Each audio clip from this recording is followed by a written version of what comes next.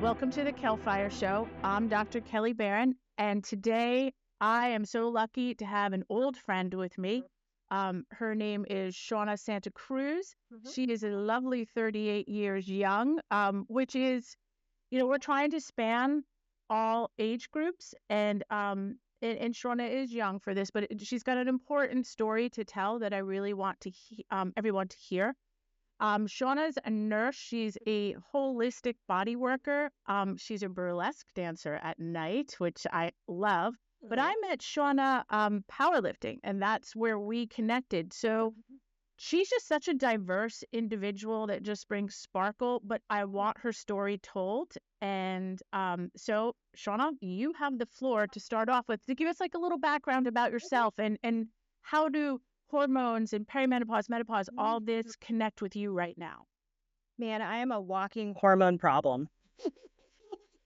I always have been, ever since the word go. My mom said she was on her period with me until 4 months in, and she didn't even know she was pregnant because she was just bleeding. So ever since the beginning, I've been a hormone problem.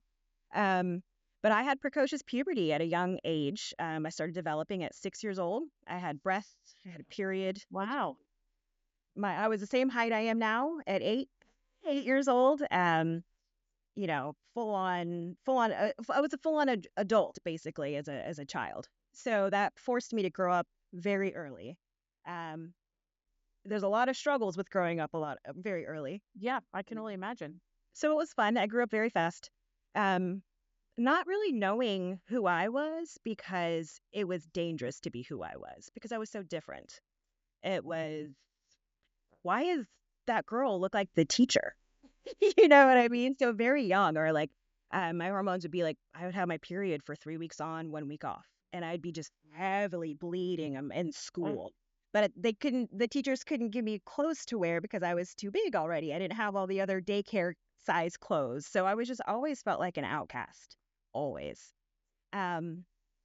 So when I found powerlifting, that's when I finally started to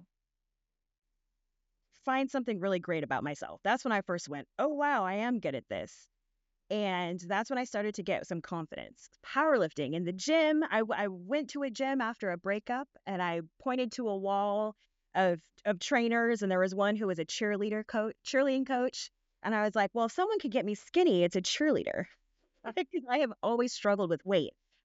Always. I've always been a heavier girl. And so I went in there and I thought we were going to be on the elliptical all the time. And she was like, I want you lifting weights. And I was like, well, how is that going to get me to look like you if I'm lifting weights? I was like, that's just going to make me big and bulky. I remembered in health class in 10th grade, they're saying muscle's going to make you bulky and make your fat bigger. So don't put on muscle. And she was telling me, hey, I want you to start training on Tuesday and Thursday nights with those guys over there in the gym. And I said, those big, burly, stinky, loud guys? And she was like, yes. So I did. And then within 3 months, I did my very first powerlifting competition. And the cool thing about that was I started to feel strong for the first time in my life. That's how old were you when you started? I was 24, maybe. Oh, yeah. 25. And at the time, there were no other females. I was the only female at that event. I didn't even have my own singlet to compete in, so I had to share with somebody else. With another guy. It was just, there was no other females. This was 2009. But I loved it. But it was hard for me because I had so many hormone problems. But it was a consistent thing that the more I lifted and the more I trained, the better I felt in my body. And at the time, that was a more masculine thing for me because being feminine was no good. I've had sexual trauma from my body, just all of these things. Showing my femininity was not safe. And it didn't feel strong. Right. It didn't feel like I was going to get anywhere being this weak person. So being strong felt good. But that was my masculine side. And I lived in my masculine side for years because that's where I felt comfortable. I felt comfortable in the gym with those stinky guys. Right.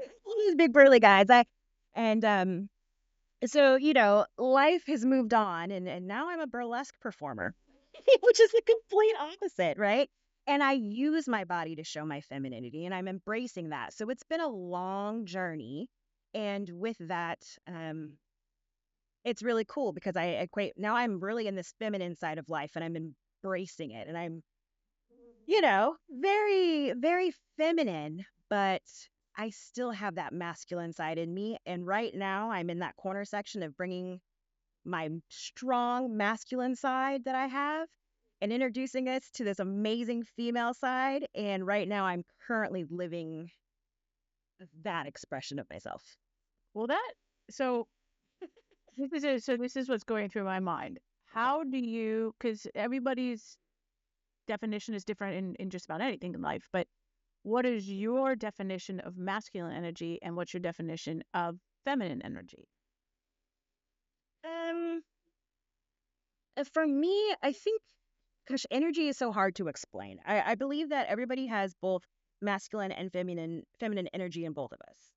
Um, I think the important part is to find that flow and how to use Yeah. them both. So that masculine side has kept me protected. I don't shame my masculine side at all. My masculine side has gotten me to where I can be feminine. I resonate with that so much. Keep Yes, going. yes. My masculine side has gotten me through so much trauma. Through it's just gotten me to stay on on the path, you know, to do, to get to where I need to be. And right now and I think that's that masculine. It's the do, the masculine energy is got to get this done. You got organization, you've got priorities, you've got plans, you've got things you need to do, and you're going to go accomplish them. You're going to do it.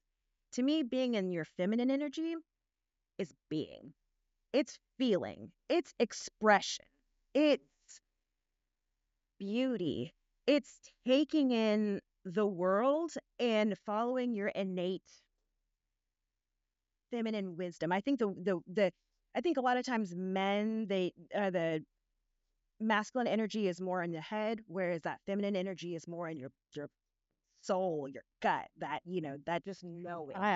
I absolutely agree. I think, at least for me, it's it's like it expresses yourself through your body, through your movements, through touch, like things like I think, because women are so nurturing, but I think when you start tapping into that Yeah. spicy side of your feminine energy, it really comes across if you can harness what it means to be a female, such as the dynamic of um powerlifting and Mm-hmm. burlesque dancing. And I'm in Mm-hmm. that same spot where powerlifting and combat and MMA and all that, but now pole fitness. Mm-hmm. It's that I Yeah. think we're yin and yang within ourselves. Like Mm-hmm. there's a yin and yang hiding inside that soul, and you just Mm-hmm. like what you're saying, you've got to tap into both. But Yeah.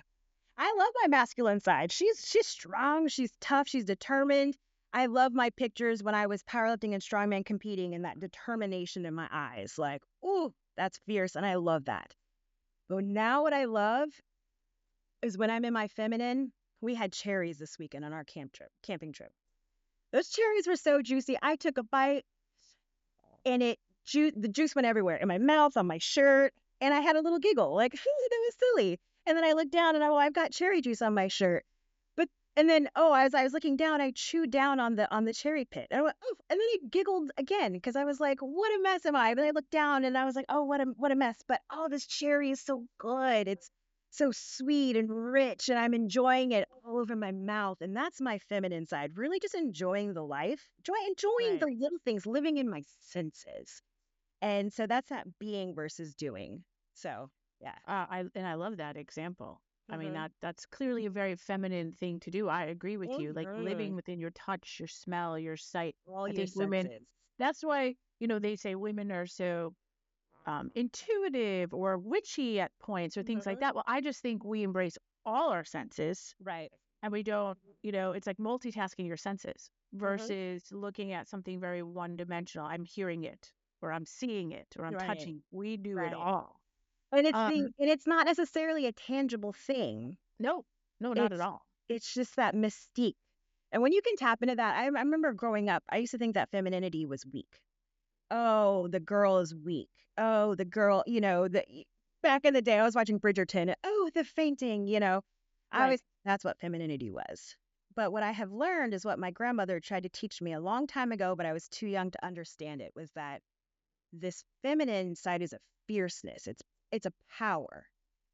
Oh Um, yeah. when you are in when I'm in my fullest expression of my femininity, I feel larger than life. I feel big, expressive, and I want to take everything in and I just want to give everything. And I love living in that state. I love living in my femininity now.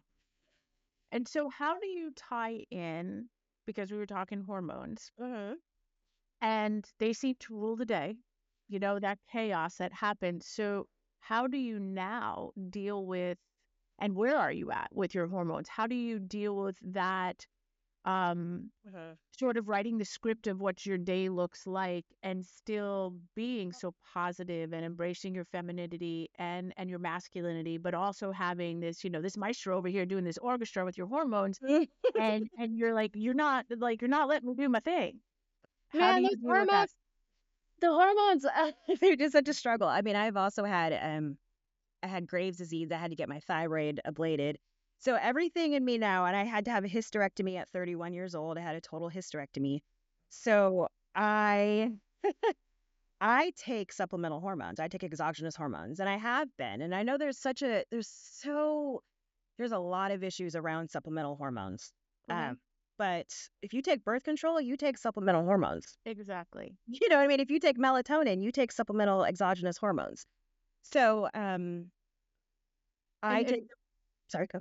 oh no, I'm sorry. I'm just curious why the hysterectomy at Yeah. 31, if you want to share. Yeah. So they first of all, my ovaries, my doctor said, have been the bane of my existence all my life. So they were Wow. just shooting out so much estrogen and Mm, that's why I grew so early. I had well, it was a tumor on my pituitary gland, but then all the estrogen pumping is what made me have my period so much, what made me have the breasts, all the puberty happened at once, and then it just kind of went spat.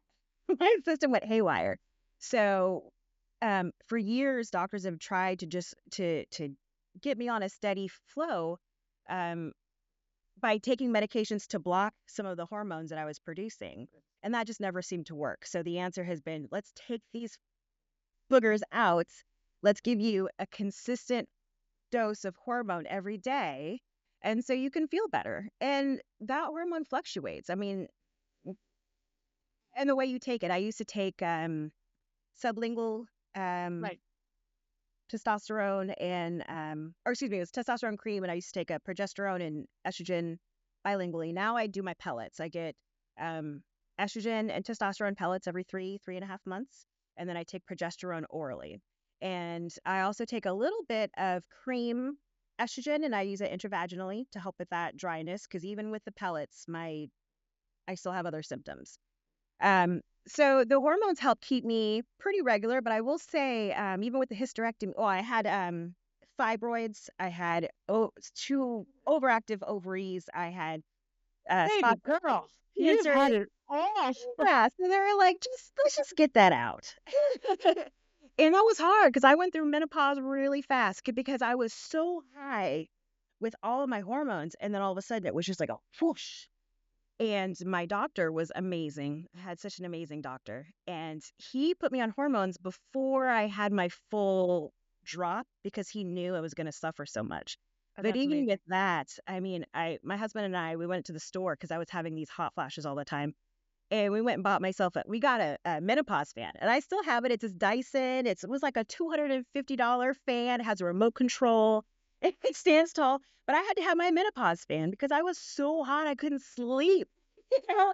And all of a sudden I started getting cranky. Like I was always just the sad girl when I had my emotions, but now I was getting mean and I was like, I just not mean, but like we're fiery. Yeah. Oh, I could Yeah. see that. Yeah, more fiery. And I just felt better once I got to be normalized. And so I'm a huge proponent of, man, just normalize your hormones because the issues are not taking the hormones. The issues are when your hormones are out of balance. Oh, I agree. And I Uh-huh. agree that, do your research. Yes. Talk to your doctor, get a second opinion if you're not, Mhm. meshing well. And everybody's different. Treatment's different for everyone. And there's no shame. There should be no shame in wanting to balance Mm-mm. yourself, in wanting to feel good. I No. mean, you got hit with every puberty Yeah. symptom and then nothing, and then every menopause symptom at such a young Yeah. age, which leads me to ask, when you had the hysterectomy, did you have any like issues surrounding like mental health? Did you feel Oh, bad, or did you feel look at it as like this is the best thing? Like I have relief. Like which direction? And you could have maybe you went into both. I felt both Both. because I was looking for help to feel better. I felt so bad, just constantly, just my anxiety and depression was even worse. Just this, feeling one way swing and then the other way swing, Wow. and just never just feeling consistently just all right. I'm okay. It's always such a big from week to week and every cycle of the period. I was just feeling so awful in all the different ways. It was inconsistent. So I feel now better, but at first it was hard. My doctor recommended that I do therapy for a while to talk about the loss, um, kind of like a womanhood feeling, a womanhood loss, Yeah. because I never had a child. Mhm. And that, I'm sorry, that's been hard. No, it's I'm a good. very maternal person. I didn't Let it get out. I didn't get that, and so um um so yeah, I did go to therapy about it because that was that was taken from me, and I would have been such a good mom. You would have I would have been been, an amazing mother. I know it. yeah, I've been but around you long enough to know. I would have been a really great mom. But that's okay because now I'm birthing other things, but yeah, so it was hard. I went through therapy, the whole change, the whole like, well, am I still feeling like am I a woman now? Like am I that old crow? Which is part of No. being a woman is you get to that point where you're like, am I that old crow now? And Mhm. one thing that came up recently, I was at a girls' trip and we had this wonderful girls' trip. We had ages 28 through about 60. And I was talking to this one of the older ladies there one night and we were by the campfire and she goes, I feel like I've been spoiled now because my husband got me this car and he insisted I get a new car and it has these cooling seats. And he goes, I love that cold. She goes, I love that cold air because you know how you just get that heat? And she's talking to me and I'm like, I'm 38, but I know what you're talking about. And she's like, okay. But that heat, it just like cools you down from the inside. And we're talking about how you just, with the menopause, you just like you're burning up from inside. It's not an outside in kind of heat. It's one of those inside out kind of heats where you're just like, I'm so hot. And she was talking about how much it sucks. And I was like, well, maybe that heat that we feel now is a reminder that we're still alive, that we're still powerful, that there is still heat, a creative fire and heat that is still there. And it's a reminder for all of us to know that just because our our time is over, our creation time, having children, our growing, just because that time is over, does not mean that you cannot be freaking amazing and feel good. And I choose to think that that heat, stuff that I just love makes you this. have to cool down somehow, is that fire, that reminder to say you still have life in you and you can use it and go for it. And so that's how I choose to think of this phase in my life. I I I am so happy that you have taken the stance because it is true. I mean, if you look at it in the most black and white scientific view, Mhm. we're done. Our usefulness, Right. technically, we're supposed to just go off and die now. I mean, Right. that's a little harsh statement, but that's, if we went back Yeah. hundreds of years and that's bullshit. That's Right? just It bullshit. is. And I love and if I haven't gotten hot flashes yet. So when I do now, that is what I'm going to embrace. I'm going to say, no, that's my energy. That's my Mhm. power. I am Right. still damn sexy Yeah. woman. And Exactly. I may have Rockports on. And I may be, cruising with my little scooter, but I am going to be sexy. Yeah. I might be sweating as I'm walking down, and you might be like, what's wrong with her? But I'm remembering that I still have a purpose, and I just got to figure out I just think that heat reminds you, okay, what are you going to make now? What are you going to create? We're women. We are. Well, I love that you're taking right now the stance in society, and it is changing. I'm so happy to see this, but this stance is it's a medical condition, and it's it's something to either be ashamed of or to demonize or to look very negatively on, and to take that and say, okay, here's a shitty symptom, Yeah. but I'm going to change it into a positive. Yeah. I choose to look at all these things that say, yeah, this is part of me being a woman. And that's why women are so different from men, because you could throw everything in the kitchen sink at us and we're still standing here. When you're good at puberty, you're throwing PMS and all that shit, birth and all that crap, and we're taking it, and now you're gonna throw this at us. Well, Yeah. go ahead. What's next? Come on. Exactly. Exactly. Oh, well, that's it now. Okay, cool. Now I don't have to worry about those. Now I can just do what I want to do. So, I yeah. love that. Yeah. So when we get back to which I love, and I think maybe your masculine energy and you being able to tap into it is probably what's pushing you more to embracing the positive side of it. 100%. Because, well, so the question is, what do you do, or is there anything that you do spiritually, or just rituals, or just meditations, or things that you do to tap in? And well, let's not even call it masculine and feminine so much as like that positiveness. Like, what do you Yeah. do that keeps you focused when there's days when you're like, I'm losing it here? Oh, man. Those happen a lot. I'm not going to lie. Look, I am evolving, but I am not I fully. love that. We'll be evolving till the end of time. Exactly. Exactly. My butterfly wings are still growing. But I I dance. I dance. I love to get naked. I love to feel the wind on my body. I'm always nude. My husband would be like, please put some clothes on. The long guy's here. I'm like, oh, I love to be naked. I love to feel the wind. I have so many playlists for whatever mood I want to be in. And I just get lost in the music. And then when I get lost in the music, I get out of my head. And as soon as I get out of my head, I feel more feminine. I feel like I'm accepting the music, I'm accepting the breeze, so I can start hearing the music, and all of a sudden I want to start moving my body. And then I just want to start moving. And then I go, oh, I'm moving. Oh, I look at myself. Oh, that's a good shape. And whereas before I never would look at myself. That's that powerlifting, that I don't like myself, don't look in the mirror. Now I'm dancing, I have to look at myself. And so Right. I started getting the mirror out instead of hiding from myself, looking at myself. Like, I don't like how I look right now. Can I change my body in a shape that makes me feel beautiful? I can. Oh, I can dance. I can touch my body. That feels good. Playing with myself. I don't know how far we can get, but like You can go as far as you want. self-pleasure. Um, self-pleasure. Don't have to rely on somebody else. If you can spend that time with yourself, put on some sexy music. When my husband's out of town for work, I I I I do me. It's a party. Yeah. Um, I have become more in tune with my spiritual side, for sure, especially ever since starting my actually going to massage school, putting hands on people. I noticed this energy that I was like, I can't see it, but it's palpable, and I'm already a very empathic person. So getting into body work has helped me because I feel like I'm in my innate wisdom, my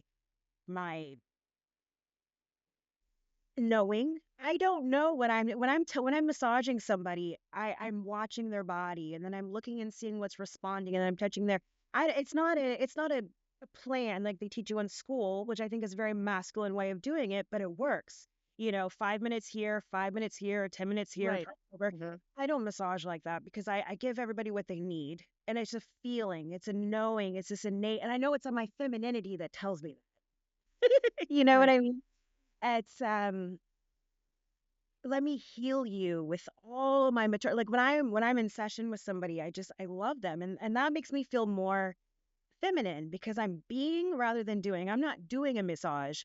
I am giving an experience. I am the experience for the person to come to heal in my presence.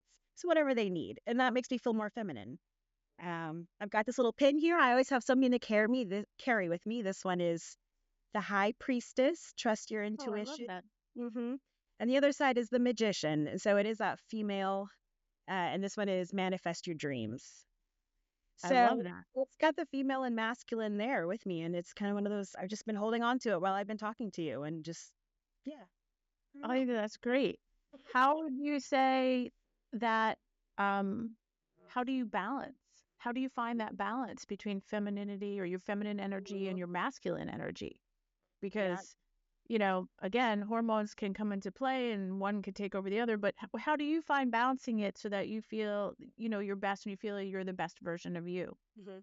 I can say that testosterone, no woman, in my opinion, should be without some testosterone in their system. Amen. I'm gonna flat out agree with you. Amen. There's so many antiquated lab values out there that, well, I'm a nurse, so I have that clinical Yes. thought process, even though I'm a patient that goes against everything in the traditional healthcare system. So I see both sides. But there's antiquated lab values where, say, women can have 0 up to 150 or something is a normal lab value for testosterone for females. Well, no, I don't feel good unless I'm in the 300 or 400 range. Now, if I go to a regular doctor, they're going to be like, oh my Well, God. yeah. Well, guess what? Having that testosterone gives me the energy to get up in the day, not to feel like I have to take a nap. It gets me okay, I can do things. And when that starts to dwindle, I know I feel bad. I need to go get my hormones up. Okay, I've got some vitality again. So, was the question about mixing my masculine and female? Balancing them. How, Balancing. how do you find Yeah. that you balance them? I have to have that. I've noticed that once my masculine side is working well, is getting things done, Hmm. is ensuring my safety, or that I'm in a safe place, which is sometimes not great. My safety, because sometimes I can overprotect myself. Right. But when my masculine is there but not in charge, I need that my masculine holds a container for me to be, and then once that's taken care of, my feminine can flourish. And I don't Sure. know if that's the way it should be, but for me, it's an element of safety. Like a Uh, vase. Like you yeah. use it as all right, let's think of it as flowers. So it's the vase with water or soil that lets the Mhm. flowers grow kind of thing. I mean, I'll I give you just the treated perfect them as me. example. So right now I'm trying to so I have this burlesque side of me. My stage name is Lusty con Leche. And Hey, is my yes. I'm lusty.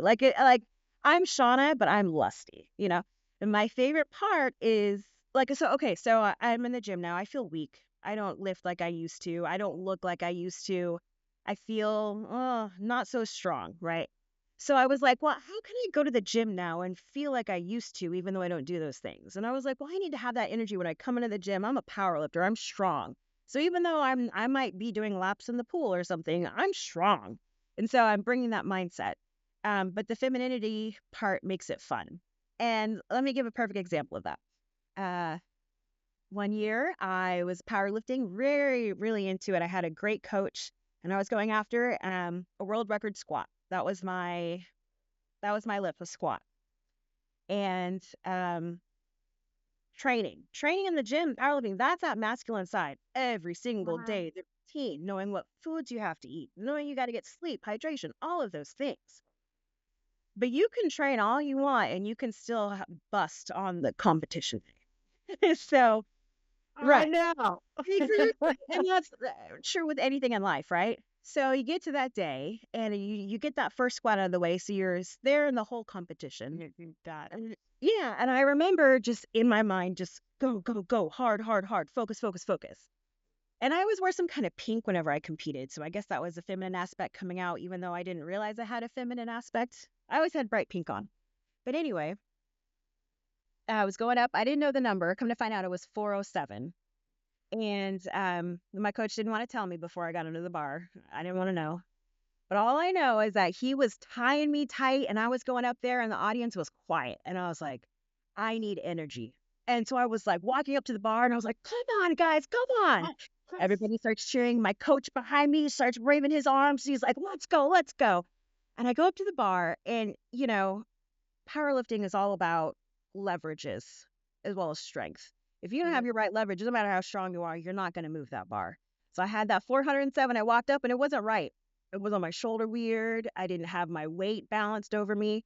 but I didn't have any time because I'd wasted too much time trying to get settled up on that bar. So I back up and I'm thinking in my head, well, this is going to be hard because I'm not right. I couldn't get my foot planted. I just wasn't settled. But in my mind, I was like, but I got this. And I went down and I sunk it as hard as I could to make sure nobody could deny that I didn't get depth. And I stood up with that thing with a roared. And I truly believe that was my femininity saying, no, you're not set up. You're all these things are wrong, but you're gonna get this. And I felt this, oh, this power, and I got it. And it was like, I looking back, that was my feminine side coming through, Oh, even though yeah. my masculine side had prepared me. My masculine side had got me to that point, got me to meet day. It got me there, but it was that feminine mystique, I guess, that I had that really pulled through. Because in the gym, I never would have pulled that out. I would have been like, "Oh, I'm God, save me," you know. Yeah. No, If I think I, about that, when I go into life now when I go to the gym, I'm Lusty and I'm Shauna. I'm powerlifter Shauna. So I have my music on, and if I need to dance in between sets and I'm very sensual, that's okay because that's me. I don't care. But I'm also strong, and that's the combination. And so that gives me a new confidence, and it started in the gym. And so now I'm trying to take that in all aspects of my life. I have that strength. I know I have that, but now I need that femininity to carry me on, you know. and I think that's a fundamental issue um, with females Mm-hmm. is that we either lean into one or the other.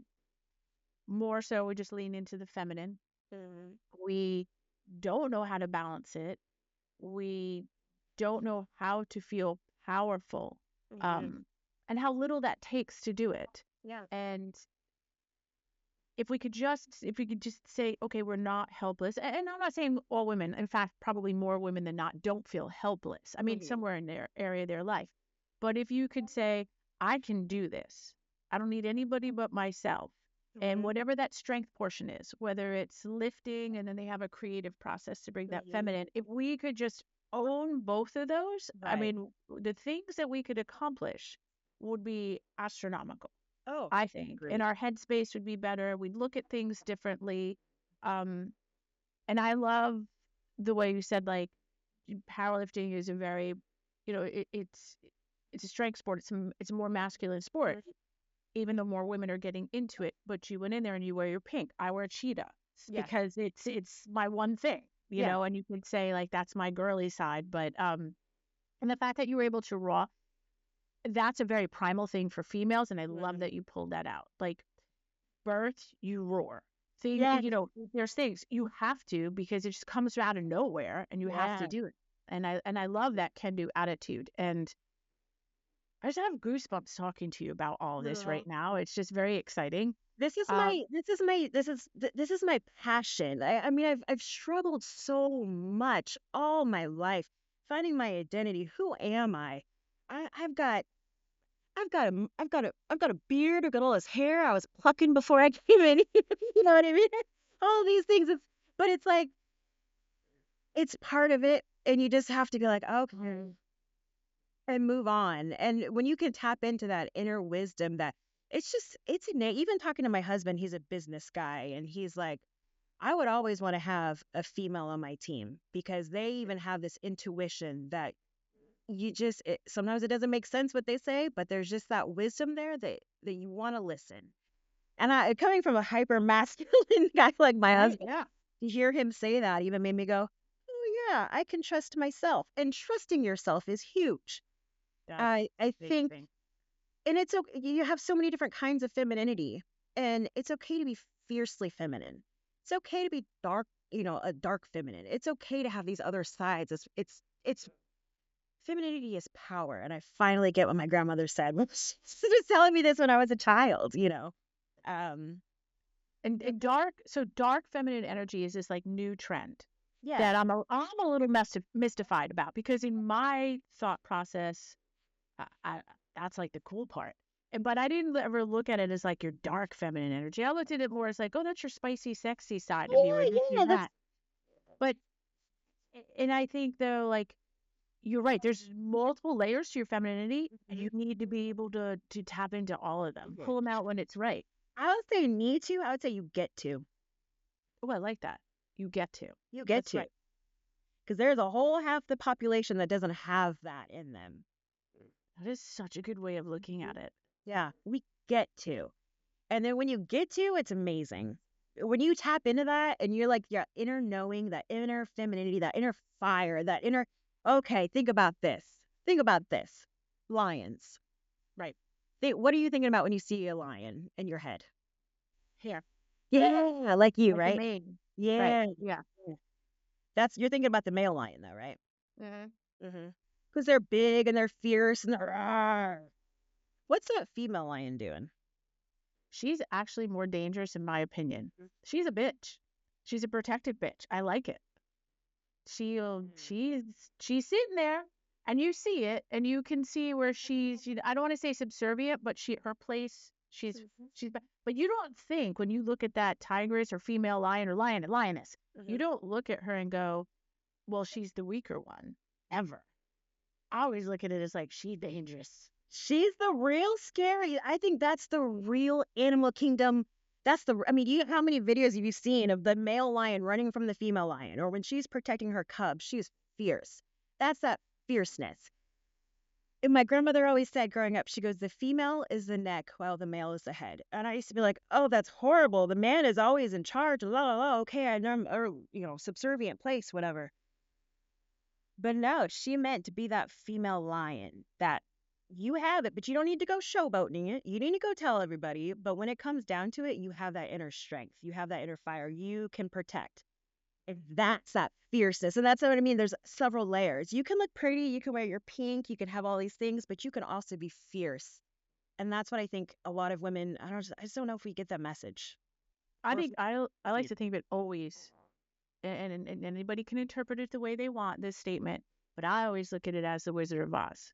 Right. There's the Wizard of Oz, but then there's Oz behind the door. And women are behind the curtain, and they're in not all cases, and then somebody's going to get upset about the statement. But I think that, no, we don't have to be very showy. We can show when we want to, but we're just like, and that's why probably your husband was like, I'll always want a woman, like a strong woman at my side, because they get shit done and they're fierce, and you just don't want to mess with a woman. A woman who owns herself, you don't. Yeah. But you also want to beat her. Absolutely. Right? Beat her. When you see that woman walk into a room, you know who she is. You know who she is. And you're like, the air just changes. It does. And you're just like, there's just something about her. Yeah. Yeah. We should all aspire to be that woman. Oh, in whatever way that is. No, even if it's quiet. Well, what advice would you give to the millions of women out there who haven't been in your journey, who haven't tapped into both sides, who want to, who are going through these things and they're resigning to what's in front of them, but you're not. You're given the big FU to life, and what advice would you give to women? I think community is a big thing to do with it. And I know I didn't even think about this before this podcast.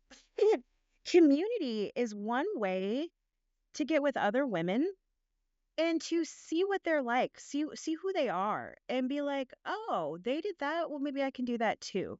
And I think it opens your eyes. Going to those pole classes, like what you were saying earlier. I mean, there's a girl who teaches pole here. Her name is Shonna. We have the same name, same spelling.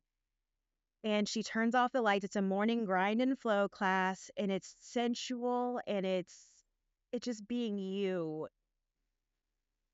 and no one else is watching. And I just think that those kind of environments are so powerful.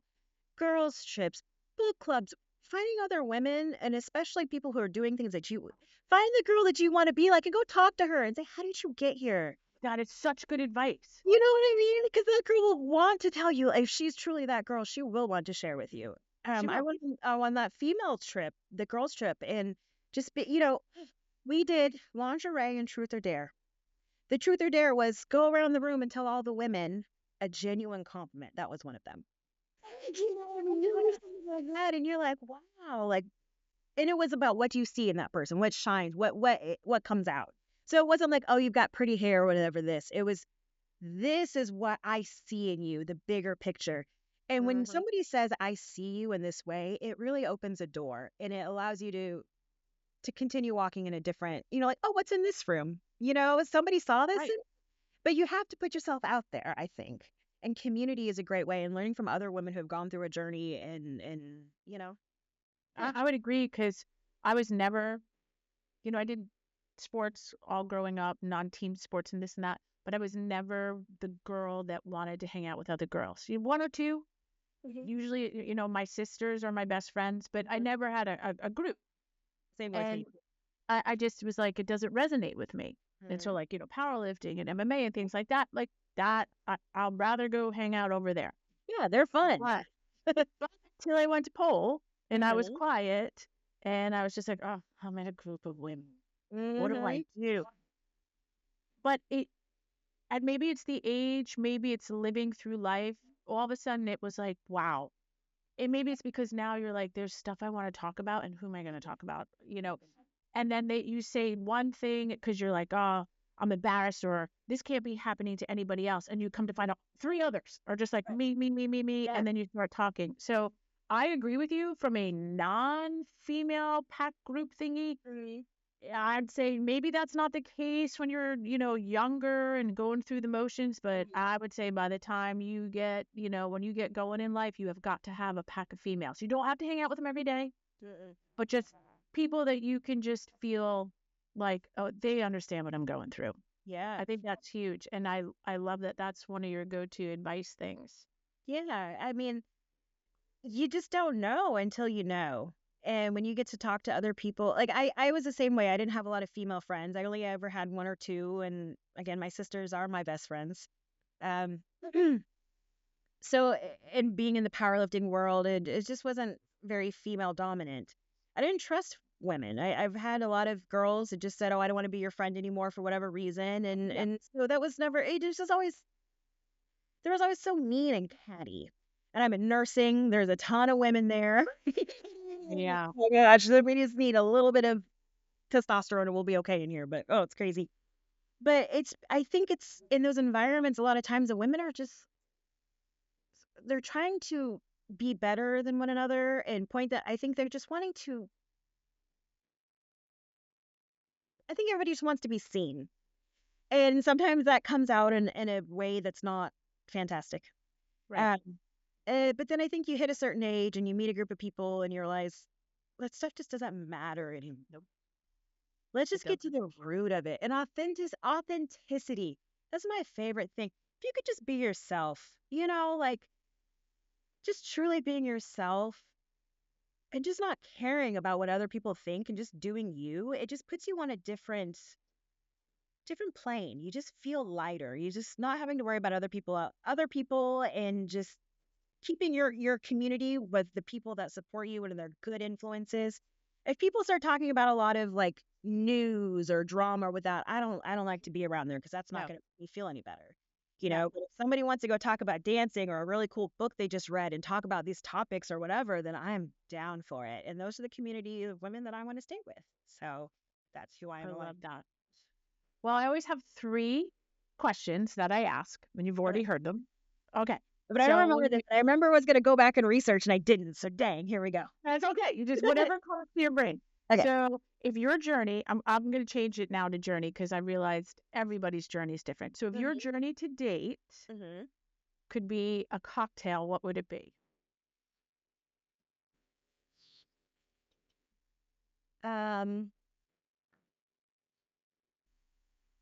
So I'm not very good with drink names, but it would be something very, I don't know, but it would be a whiskey, and it would be robust.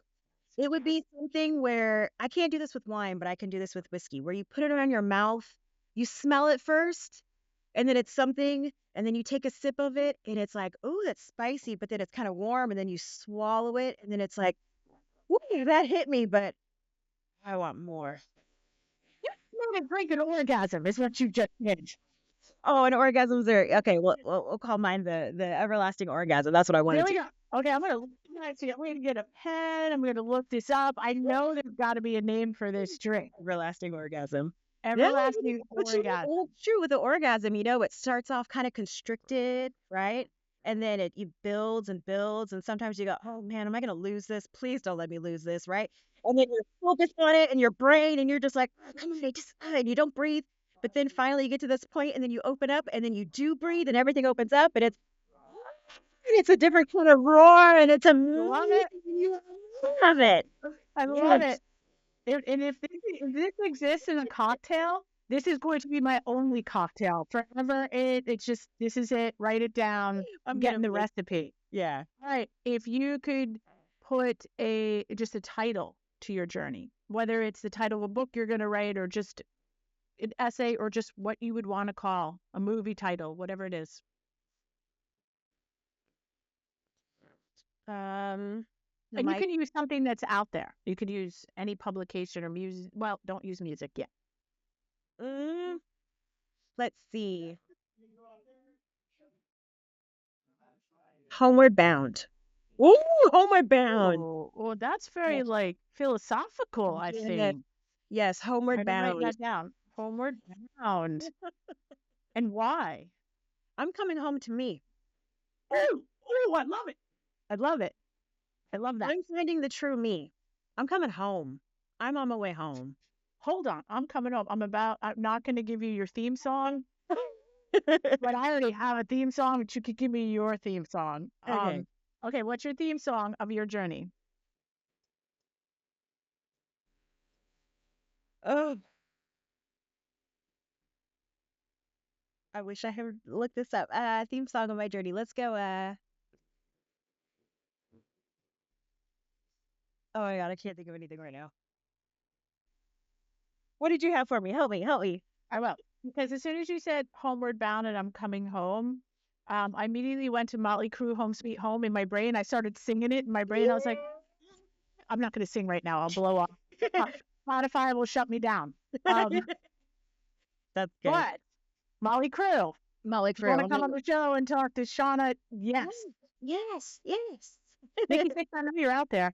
But something like that. I think there's a Cinderella song too, but the very bluesy, but the title escapes me, but it's talking about coming home. But something like that. Yeah. When you figure it out, message me because I want, and then we're doing the playlist and that's out there. So we'll put your song when you figure it out on there because I love it. Sounds good. Well, I could talk to you for hours. I know. I could too. I want to talk to you for hours. So if you'll come back on, we could switch subjects. Sure. We'll talk about whatever else you want to talk about. But thank you so much. In our social, you can shout it out now. But in our social, if folks want to get in touch with you, I want that to be out there. If you want that, if they want to come talk to you about bodywork or whatever you're doing. My company's name is Radiant Somatics, and I'm located here in OKC.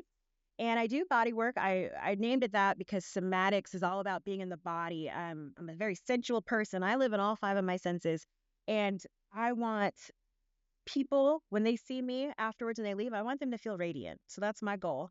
I also want to start doing workshops with couples. And I would love to talk to you about this later about sensuality and intimacy and just touch. I'm a big proponent on loving intimate touch. And those are workshops that I want to start giving. And I would love to work with couples one-on-one as well as in a small group to talk about our issues with touch behind it, how to give intimate, loving, sensual, nurturing touch, and also, most importantly, how to receive it. So that's my big passion that I really want to work on, and I'm hoping to be able to start giving some talks and some workshops soon. So, well, I think you just previewed our second episode, which will be you just wrote the outline. That's what it's going to be. I'm like, yeah, can we do it now? Let's talk about it. Yeah. But I want to thank you so much for taking time out of your day to talk and to reach out to women and share your story. And definitely want to do the part 2 because that sounds like really excitingly cool. Yeah, we'll get those everlasting orgasm drinks ready for this conversation and the theme song running in the background. Yeah. But thank you again for coming on, and thank you everybody for listening to Shonna and myself today. And if you like, we'll put up her social media if you want to get in touch with Shonna. But please subscribe, listen to the podcast. And this is one hell of a show, and I can't wait for the next one. I really can't. I know. I can't wait too. All right, my dear. Thank you so much. Thank you, Kelly.